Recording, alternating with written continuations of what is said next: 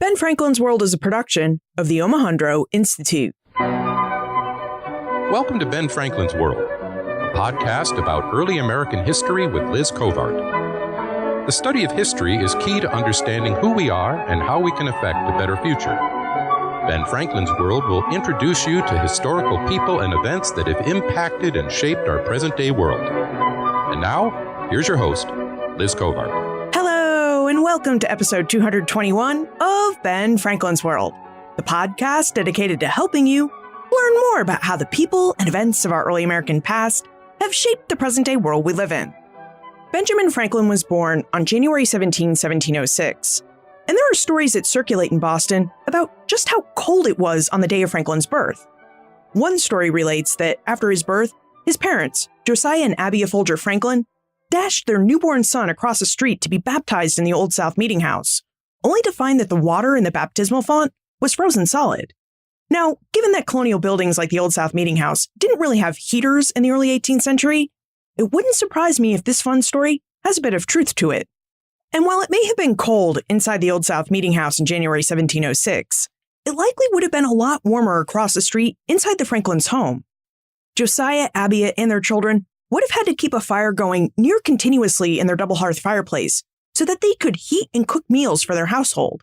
Plus, Josiah would have had to have a fire going in another fireplace so that he could render the tallow he needed to produce soaps and candles for his chandlery business. And this brings us to the topic of today's exploration: the culinary tastes and habits of Benjamin Franklin and colonial British America. What did the Franklins and other British Americans cook in their double hearth fireplaces? And how would they have acquired and cooked the foods that they ate? These are just some of the questions our guest, Rae Katherine Eighmey, an award-winning food historian, author, and cook, will explore and answer with us with details from her book, Stirring the Pot with Benjamin Franklin, a founding father's culinary adventures.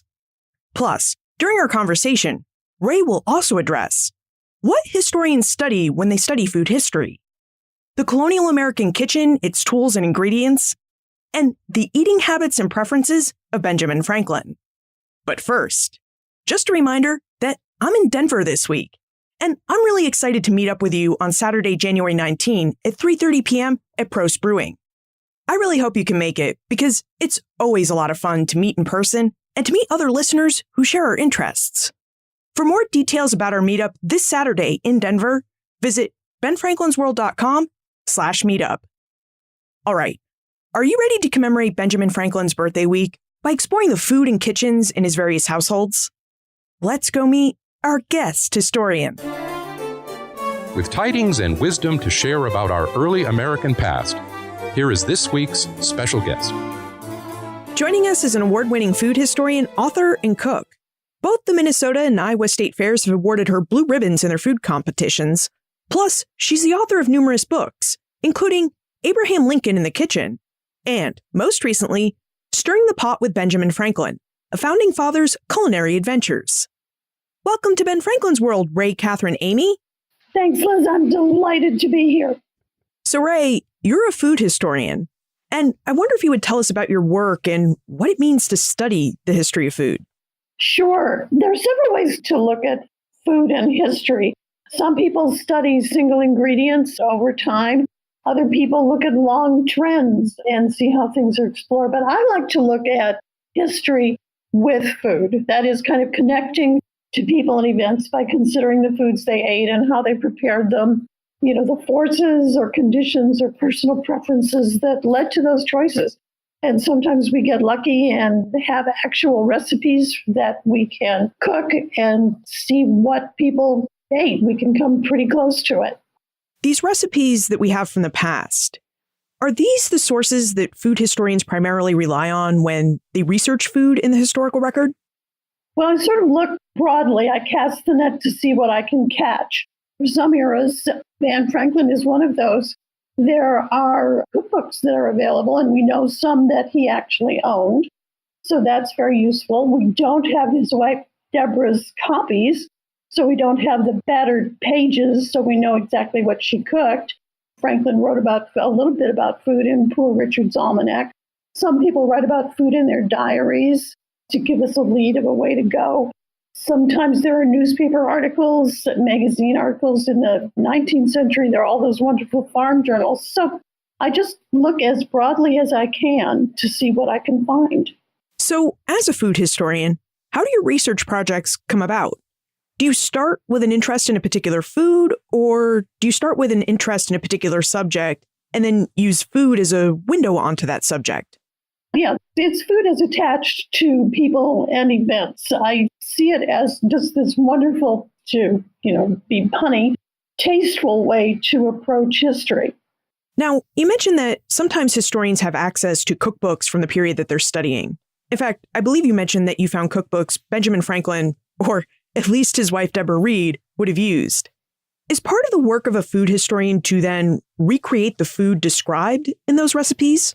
That's the force of what I do. In all of my work, I include recipes that I adapt from those primary sources so that they can be made in 21st century kitchens.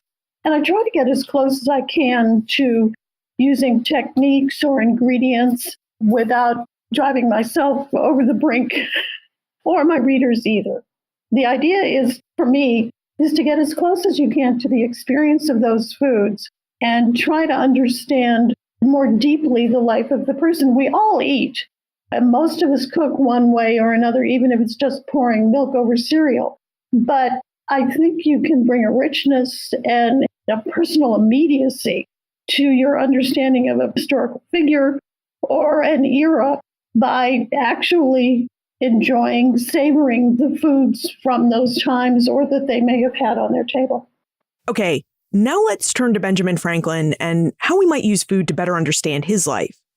So we know that Franklin was born in Boston on January 17, 1706. Rae, I wonder if you would tell us about Franklin's childhood and about the foods you think he may have enjoyed and consumed in colonial Boston. Sure. Franklin was born into a hardworking, working-class family. His father made candles for a living, and I think it's an enterprise in which the whole family was involved.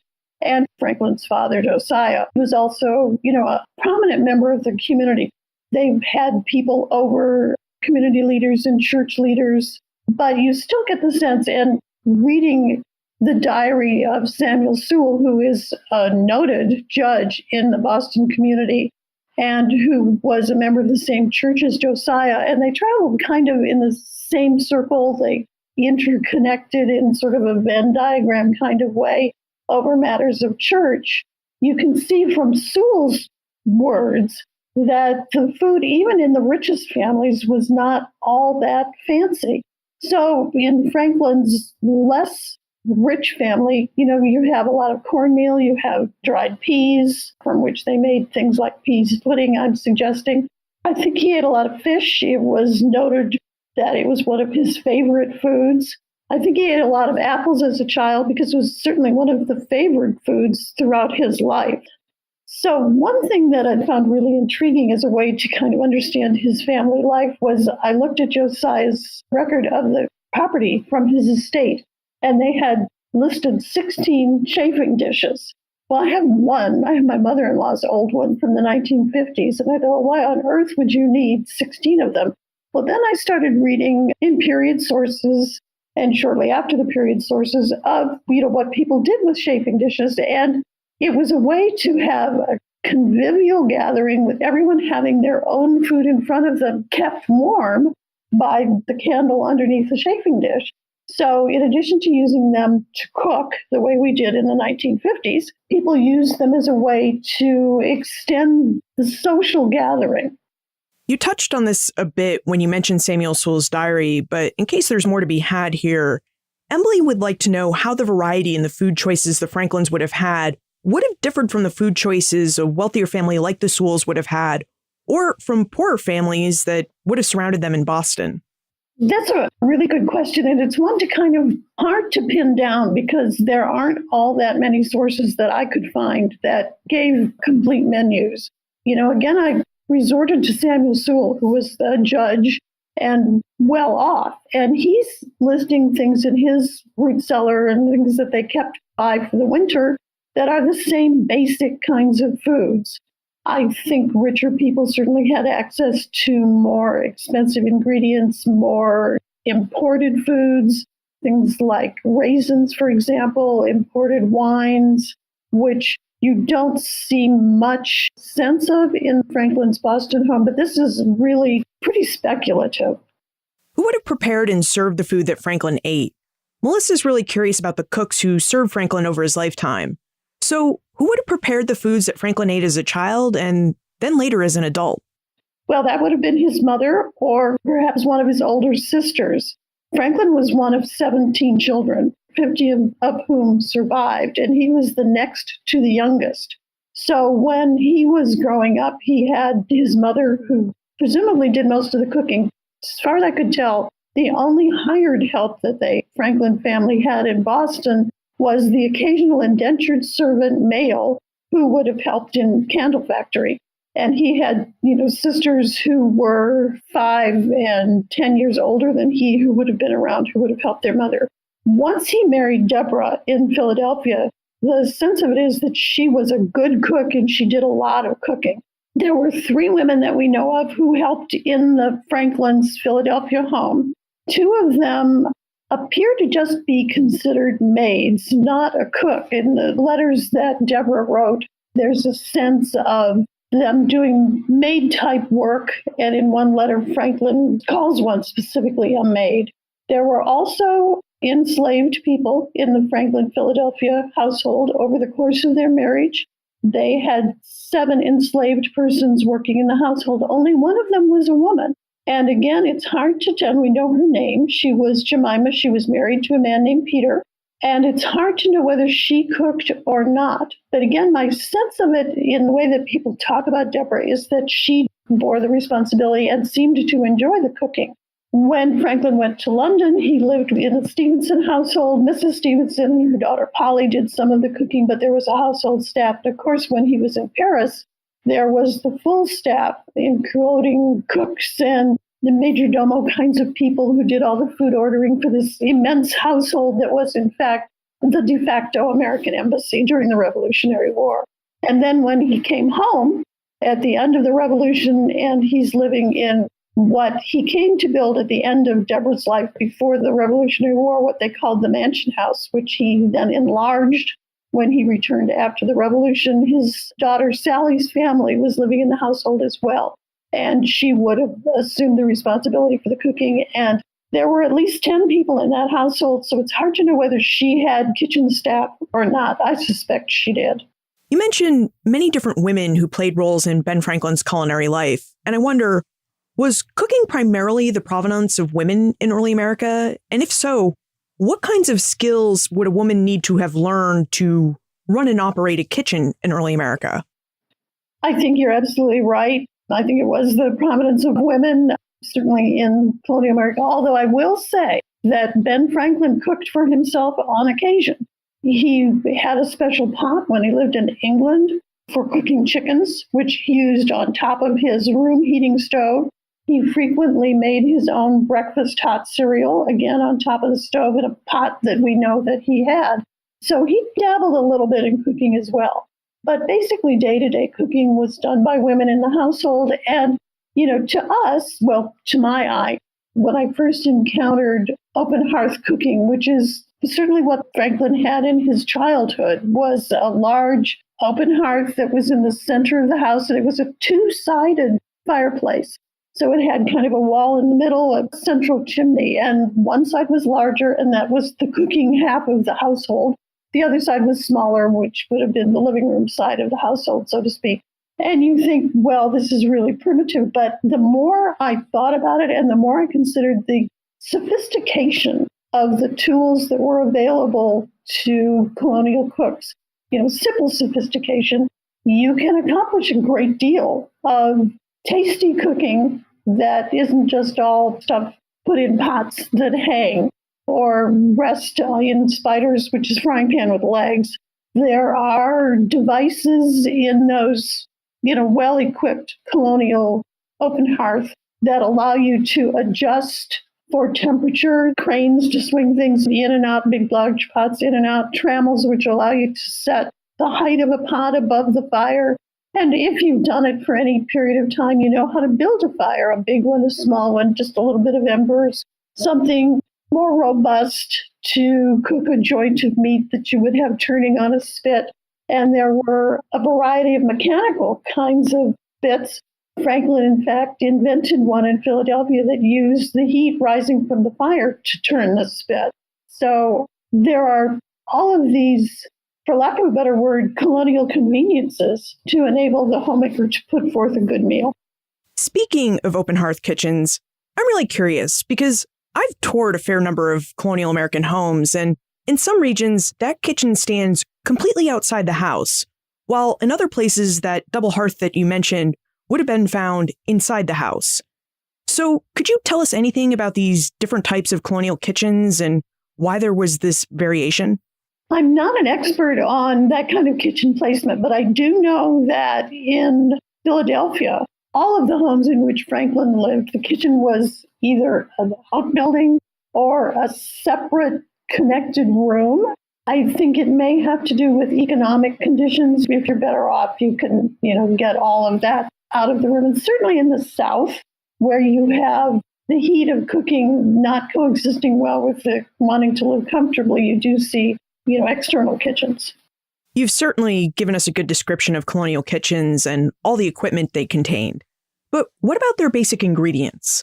Jay's particularly curious about the spices we would have found in colonial American kitchens, so could you tell us about the basic ingredients we would have found in them?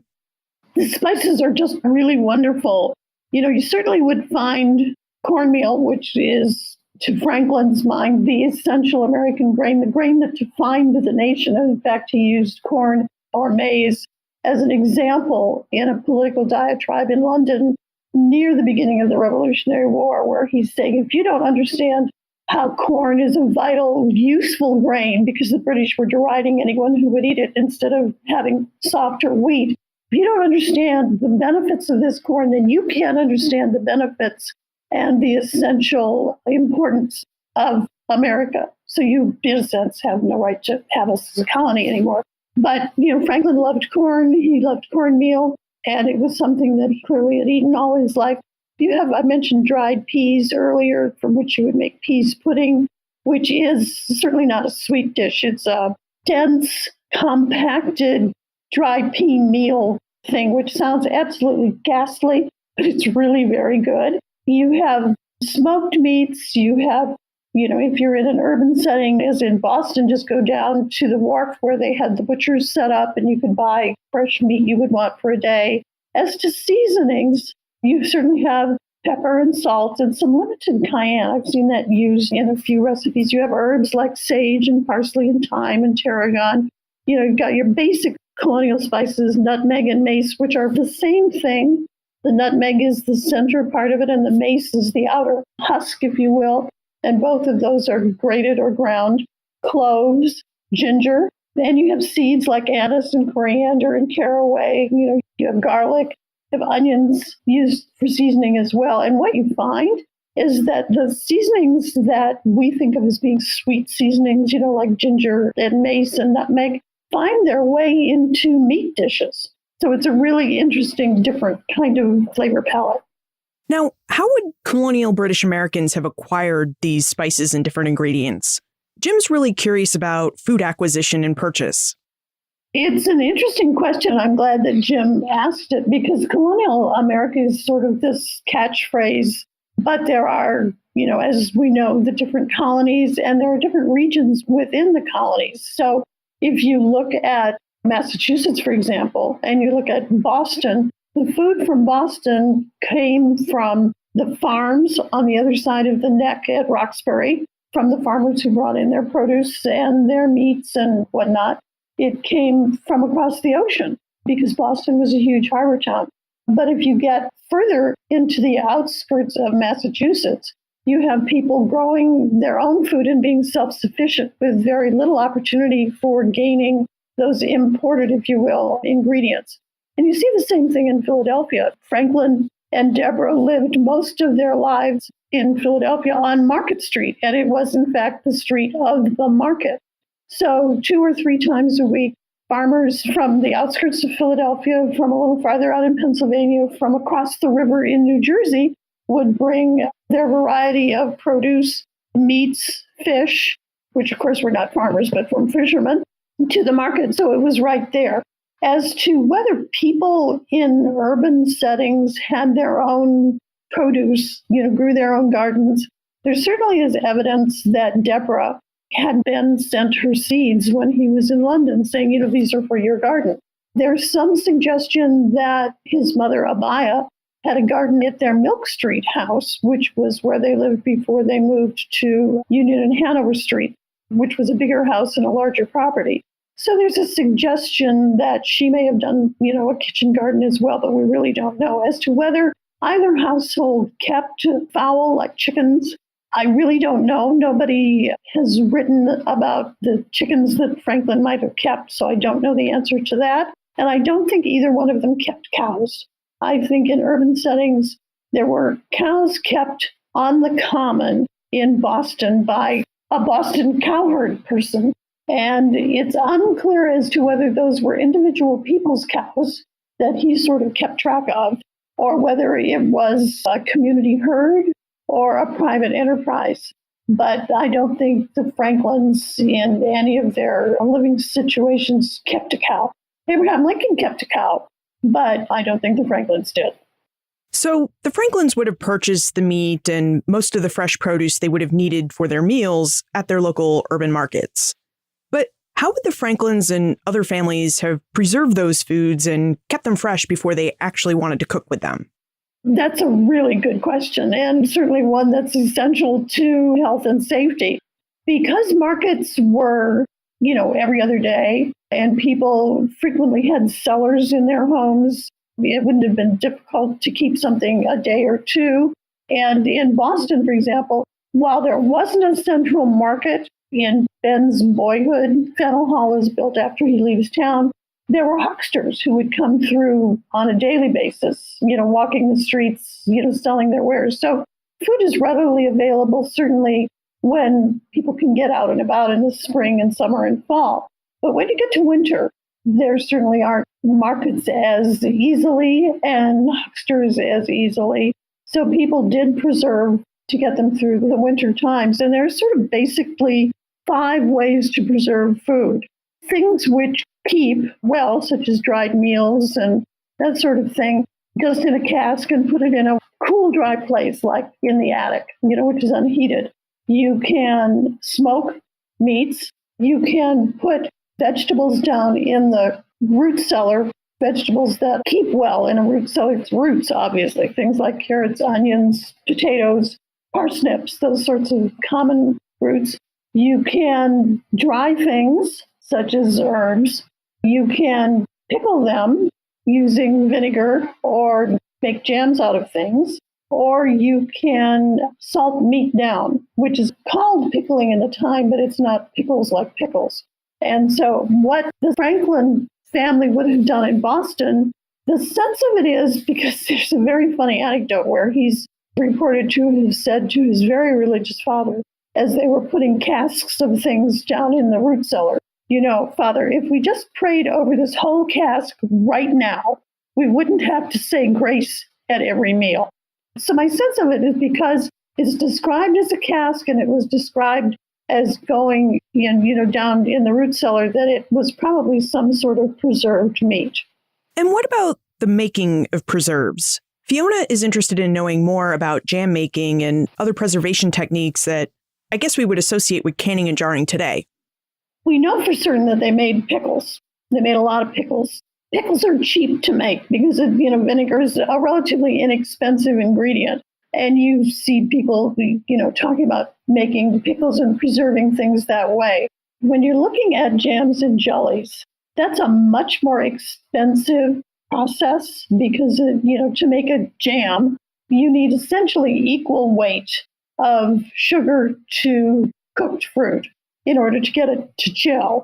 So my sense of it is that while there may have been some, I don't think it was the primary preserving technique. I think people dried fruits, because you see a lot of, talking about dried apples being around, and then you would reconstitute them. And if you wanted a sweet spread, you could, just make a small batch. And in the book, I've included a couple of small batch preserve recipes just to kind of get to that point. Okay, so you've really taken us through the colonial British American kitchen.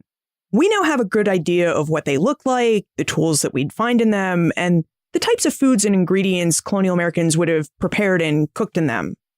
So putting this all together now, if Franklin's mother, Abigail Folger Franklin, or his wife, Deborah Reed Franklin, wanted to have cooked Ben Franklin a meal, what would their process have been? What kinds of meals would they have cooked? When would they have cooked it? And when would they have served the meal? That's another really good question. And I think it is much like we live today. It's how much time do you have? For example, either woman could have in the morning put together the ingredients for a stew or a soup, hung it on the trammel in the fire that they had already built, and it would be, like the colonial version of a crock pot. It would just sort of sit there and cook all day. But there certainly are recipes in the colonial era cookbooks that are quicker meals too, so that you could just kind of come in and, if you had walked up from the harbor and with a steak or a piece of meat and put your cast iron frying pan on the fire and toss the meat in and would be, ready in about the same amount of time as we cook today. It varies by what they would have been doing and what was available. There's not, I think, a simple answer to say, well, you have to cook all day over a hot hearth. There were ways around it, as we find ways around it today. So Wes would really like to know when colonial Americans ate. Did colonial Americans eat breakfast, lunch, and dinner like we eat today? They shifted, actually. You see, there's some kind of a breakfast meal, and I don't have a good time frame for that. But in a lot of the writing, and certainly Franklin wrote about it this way, the big main meal is late midday, so sometime between 2 and 3 o'clock. Then some households would have tea at 5 or 6, and then there would be a meal that was called supper that would come along a little bit later than that. I think there's some crossover between this tea concept and the supper concept. But Franklin, who urged moderation in all things, said a couple of times for Richard that people who ate 3 meals were setting themselves up to be unhealthy, and you should eat only 2 meals a day, meaning the breakfast meal and the larger midday dinner. Now, a couple of times during our conversation, you mentioned Ben Franklin's father, Josiah, who worked as a chandler. And for a time, young Benjamin worked alongside Josiah, trying to learn that family trade. In Stirring the Pot with Benjamin Franklin, you have this really great description of the work a chandler like Josiah would have undertaken. So I wonder if, after we take a moment to talk about our episode sponsor, if you would tell us about chandlery, because it really seemed like there was a lot of cooking involved with that trade. This episode is brought to you by the Omohundro Institute, proud publishers of award-winning books since 1943. I don't know about you, but all this talk of food is making me a bit hungry. Did you know that Rae has included some recipes for early American dishes in her book, Stirring the Pot with Benjamin Franklin? Now, I know I'd love to try some of these recipes out, because some of the foods that fueled the Revolution and Benjamin Franklin sound pretty tasty. And when I think about the recipes in Rae's book, it occurs to me that it's pretty darned amazing what we can discover and do with the information we find in books. Speaking of which, over the last 75 years, the Omohundro Institute has published over 200 books, many of which are now classics in the field of early American history. You should really check out their full list of titles. They're amazing. And you can do this by visiting benfranklinsworld.com/OIbooks. And before we go back to our pending exploration of cooking for the chandlery business, I wanted to share something special with you. The Omohundro Institute is offering you a listener-only discount of 40% off any of their great titles. So when you're browsing their catalog over at benfranklinsworld.com/OIbooks, and you find the fascinating titles you want to read and add to your library, use promo code 01DAH40 and receive 40% off any of those titles. That's promo code 01DAH40. And don't worry, I placed the promo code and the details for this sale in the show notes and in your Ben Franklin's World app. Rae, let's talk chandlery. Would you tell us about the work and cooking a chandler like Josiah Franklin needed to undertake in order to make the soaps and candles he sold? Josiah had 17 children, 7 with his first wife, Anne, who died, and then 10 with Abaya, who was Benjamin's mother. And Ben writes in his autobiography that from the time he was 10 and 12, he worked in the chandlery.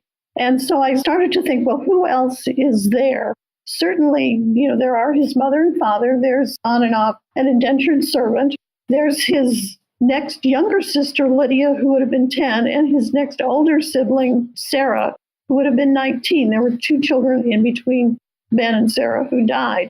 And you're right, it's a lot of cooking because tallow, which is the kind of candle that the Franklins made, is made from melted beef fat, a particular kind of fat called suet. So if anybody has bird feeders with that hard suet, that's the kind of fat that you use. And colonial cows had about 10 pounds per animal. I have a friend who raises free-range cattle, and so she helped me understand what that leaner kind of beef would provide as far as suet. So you have to melt that down and then skim off any impurities that would come along and filter it. And then you're ready to start pouring the candles or dipping the wicks to make candles. And my friend was nice enough to give me some tallow that she had rendered. So I was able to make these, not nearly as nice as the Franklin family candles, but I was able to see what they were like. And contrary to what I originally thought, there really isn't an odor. They have almost a slight sweet smell, but they don't smell like beef or steak or anything like that.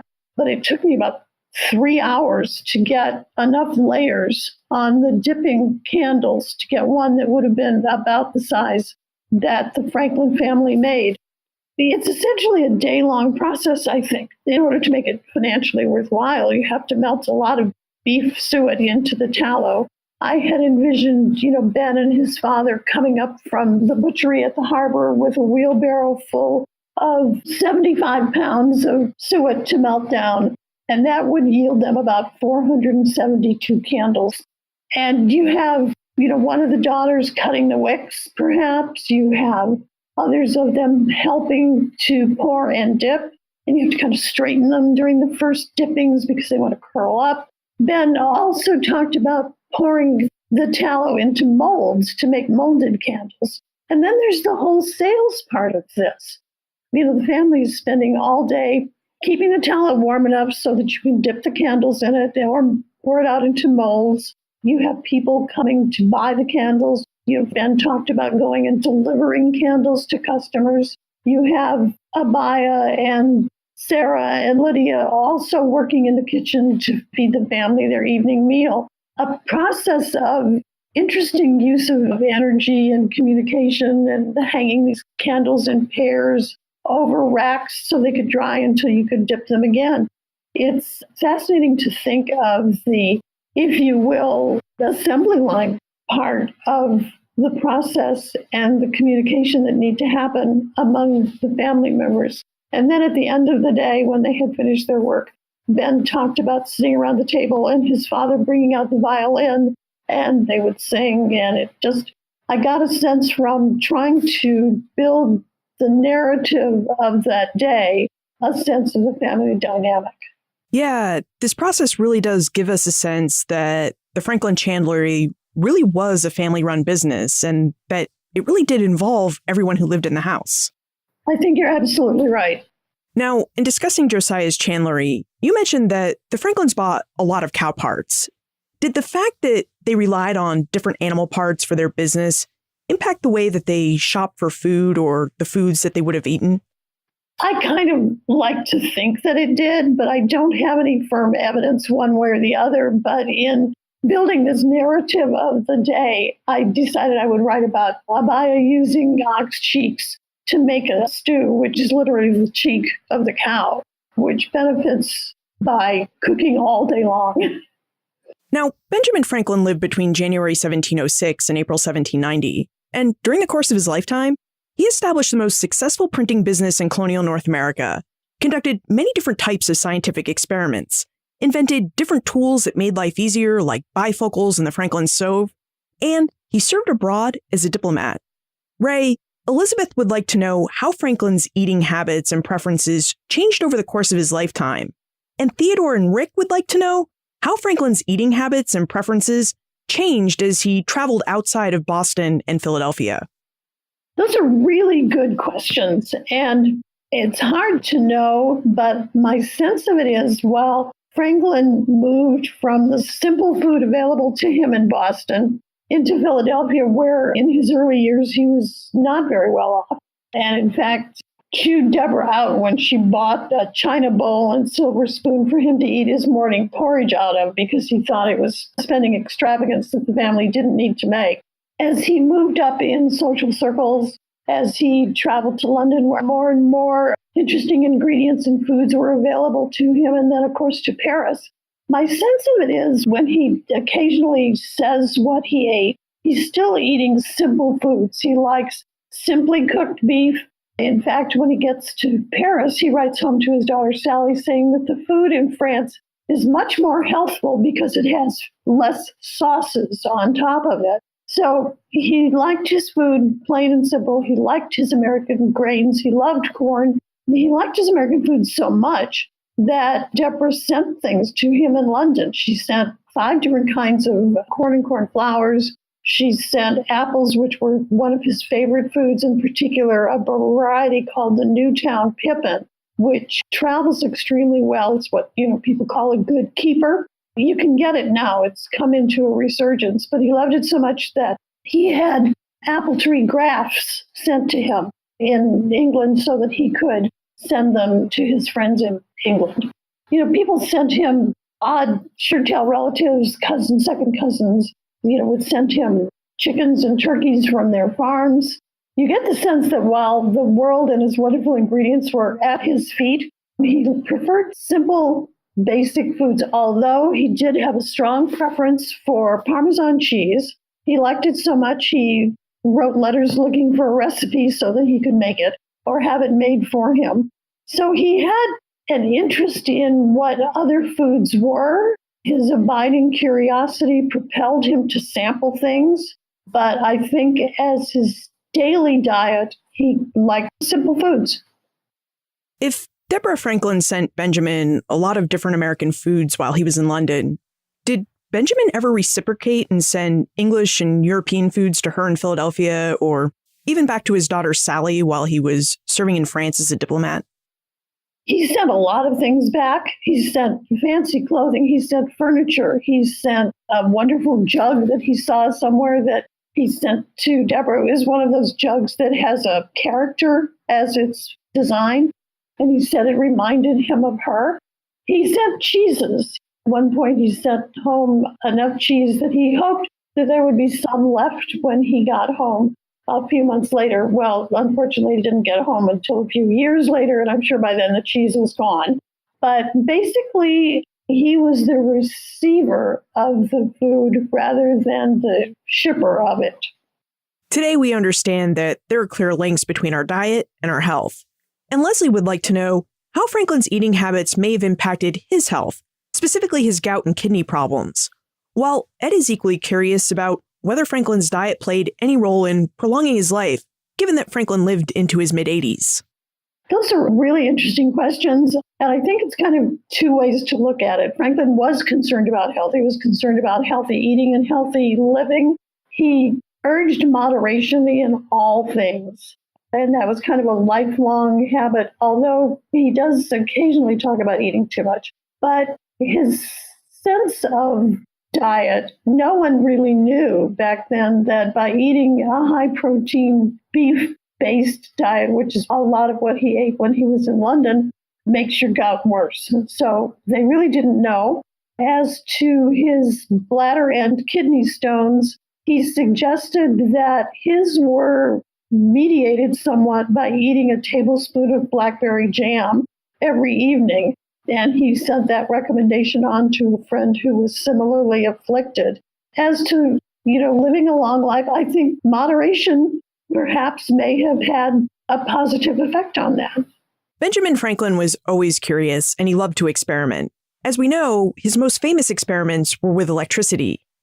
Rae, did Ben Franklin ever take his passion for experimentation into the kitchen? Well, yes. At one point, he envisioned, he's writing to his friend that wouldn't it be wonderful to have an electric party where we could have, electric lights, we could cook our meats with electricity, we could do all these wonderful things. His electric capability didn't quite reach that, but he did spend a fair amount of time one autumn trying to see how effective electricity would be in killing fowl. So he did a lot of experiments killing hens, and he knew how much electricity needed to have in these batteries that he had charged. They're called Leyden jars, and they look like a big glass vinegar bottle, and they have wires in them, and you turn them on a spit with a cloth against them to charge them, to fill them with electricity. And then you can rig several of them together to get more and more power. So, one or two batteries could easily kill a hen. So he decided he would advance to killing turkeys. So he rigged up a couple of jars and he put the turkey in between the contact points of the wires coming from these banks of Leyden jars. And the turkeys were just sort of stunned and came back to life. So he figured he would need more power. So he borrowed some Leyden jars from a friend, and he had a great many of them, maybe as many as 10, linked together. And foolishly, he stepped in between these fully charged jars and shocked himself so much that he was knocked unconscious and had a large bruise where the charge had touched his chest. But he was successful in killing turkeys with electricity, and he allowed birds killed that way ate exceptionally tender. Now, at the end of each chapter in Stirring the Pot with Benjamin Franklin, Rae included several recipes. Rae, would you tell us about the recipes you included in your book and how you hope that readers like us might use those recipes to better learn about early American food, culinary traditions, and Benjamin Franklin? Oh, sure. The recipes I've adapted from the period sources, and I've made them so that most people who know their way around a kitchen basically can handle cooking them. Some of them are more sophisticated, some of them are more basic, as kind of following, the arc of his life and his experience with available foods, as we've been discussing.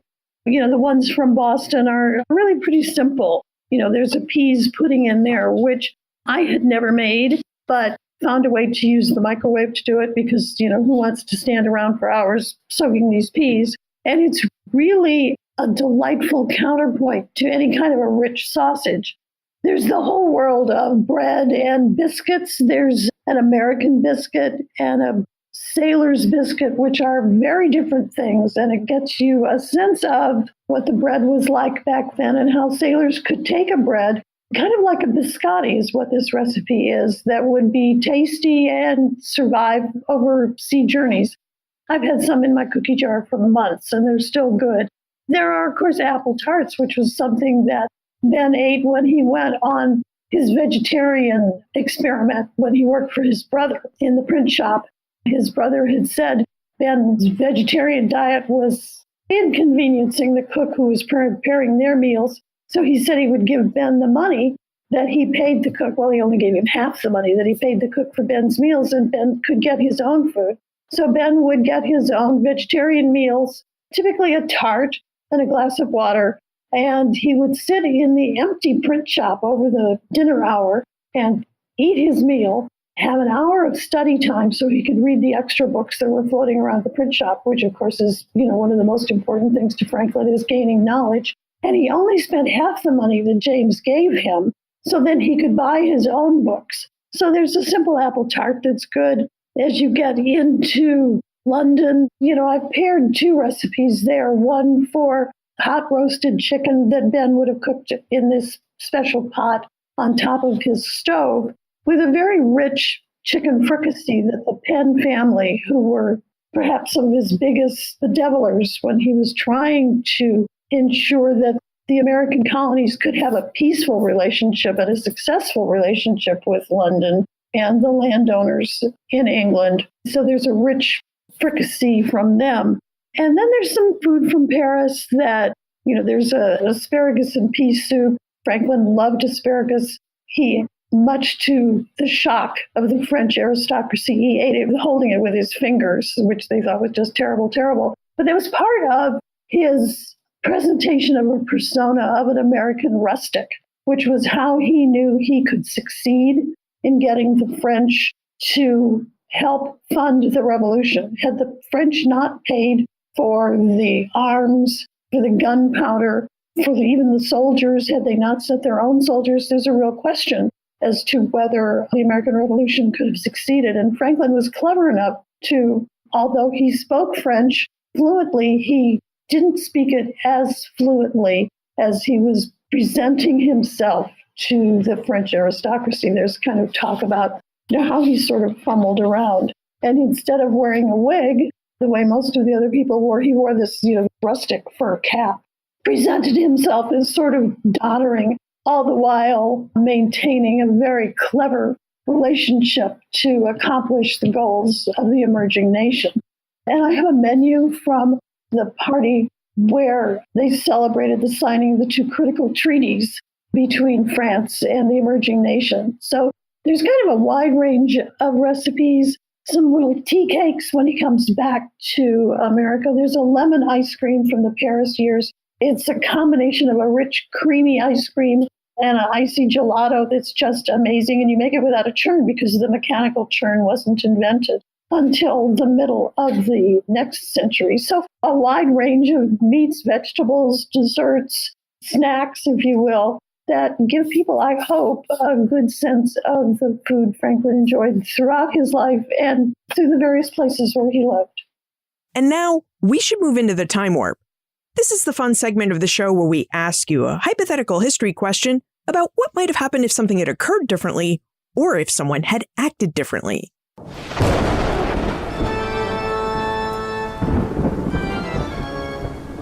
The time warp. Historians can't predict the future, but they can speculate about what might have been. In your opinion, what might have happened if Benjamin Franklin had not traveled abroad? If he had not traveled to London as a youth or later as an adult, and if he had not had the chance to serve in the United States abroad in Paris, how would his eating habits and tastes have been different? That's a fascinating thing to consider.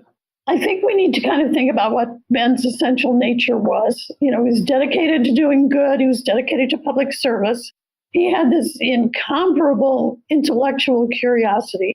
He loved to travel. Even when he was back in the United States or back in colonial America, he was traveling between Rhode Island and Virginia. He traveled, beyond Philadelphia into kind of the rustic hustings of eastern Pennsylvania. So I got to thinking about it, recognizing that you might ask this question.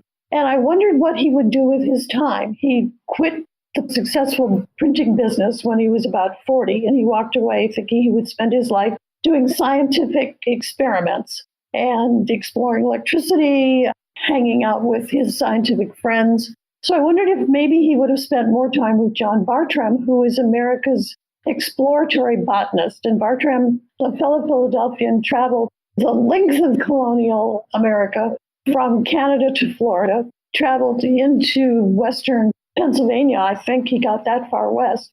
Franklin certainly knew that there was this vast land out there. He knew it was the key to American success long term because people could keep moving forward. People could keep finding a life, finding their own success. Whereas in Europe and England, people were trapped. There was no more room. There was no place for people to go.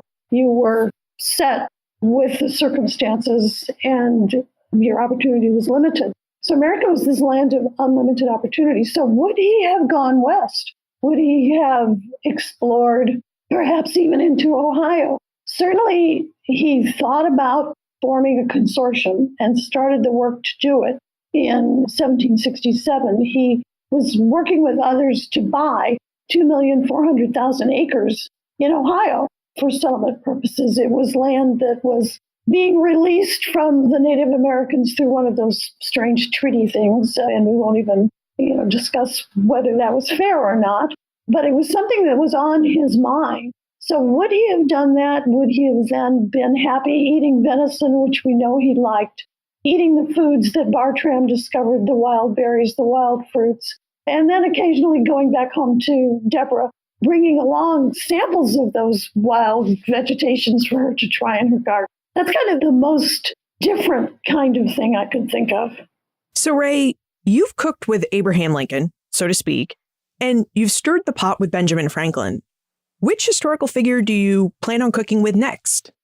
Well, I haven't quite settled on a new person, but I've settled on where I want to be in terms of the time frame. Starting with the time of Franklin, working through Lincoln got me to the middle of the 19th century. So I'm kind of looking for someone who can pick up, near the middle of the 19th century and take me into the 20th. And I have a few folks that I'm looking at, and I haven't quite settled. Now, how can we contact you if we have lingering questions about Benjamin Franklin's diet or the culinary traditions of colonial British America? There's a website which also has some of the recipes from the book. And it's kind of a bloggy website. It's BenjaminFranklinEntertains.com. Rae Katherine Eighmey, thank you for helping us explore some of colonial America's food history and the culinary details of Benjamin Franklin's life. It's been my pleasure, Liz. Thank you. As Rae noted, food can provide us with a tasteful way to approach history. It can open a window for us onto past people and events. Rae believes that if we spend time trying to recreate and try dishes that people from the past like Benjamin Franklin ate, we can create and gain a kind of immediacy with them. And perhaps it's true. After all humans need to consume food to survive. And if we think about the power of taste, we realize that taste has the power to trigger memories and evoke emotion. These are really human experiences. So perhaps food can humanize the past. Regardless, we can use food as a way to learn more about the people who came before us. The act and tools of preparation tell us that early Americans were innovative and smart. They knew how to build good fires, how to adjust pots and pans so the food in them wouldn't overcook on the fire, and they knew how to plan quick meals for busy days and more elaborate meals for days when there was time. They also knew how to plan for the seasonality of food. Here in our 21st century, global transportation keeps our supermarkets pretty stocked with fresh fruits and vegetables all year round. But this type of year-round availability would have been foreign to those who lived in early America. Early Americans would have had to pay attention to the seasons. They would have known that apples, lettuces, and root vegetables came in during the late summer and early fall, that strawberries ripened in the summer, while other fruits and vegetables became available at other times of the year. The seasonal availability of food dictated the dishes early Americans prepared and cooked throughout the year. It also dictated a need to prepare for winter, when farm fields in many regions laid fallow, and the daily hustle and bustle of markets and hucksters slowed considerably. So, how did early Americans prepare for winter? How did they avoid a shortage of food? To compensate for the lack of fresh produce during winter, early Americans prepared. They stored flour and cornmeal in casks in their attics and other dry places. They smoked meats. They dried fruits, vegetables, and herbs. And they stored root vegetables in root cellars. They also would have used a lot of vinegar and salt to preserve certain kinds of foods, like fish and meat, and vegetables like cucumbers. Thinking about acquiring and preparing foods was an everyday act in early America, just like it's an everyday act for many of us. Now, in terms of the foods that Benjamin Franklin enjoyed, they seem to have been fairly simple. Apples, fish, cornmeal-based dishes, and if he could get his hands on it, Parmesan cheese. Look for more information about Rae, her book, Stirring the Pot with Benjamin Franklin, plus notes for what we talked about today on the show notes page. benfranklinsworld.com/221. Hello, Denver. We're meeting up this week on Saturday, January 19 at 3:30 at Prost Brewing. For more details about this meetup and RSVP, visit benfranklinsworld.com/meetup. Over the last 75 years, the Omohundro Institute has published over 200 books, and many of them are now classics in the field of early American history. You can check them out at benfranklinsworld.com/OIBooks. And when you find a title you wish to add to your library, use promo code 01DAH40 to receive 40% off. Finally, have you ever attempted to cook a meal from an old recipe? I'd love to know what you cooked, how it tasted, and whether it helped you think about the past differently. So drop me a line, liz@benfranklinsworld.com. Ben Franklin's World is a production of the Omohundro Institute. And remember, never leave till tomorrow that which you can do today.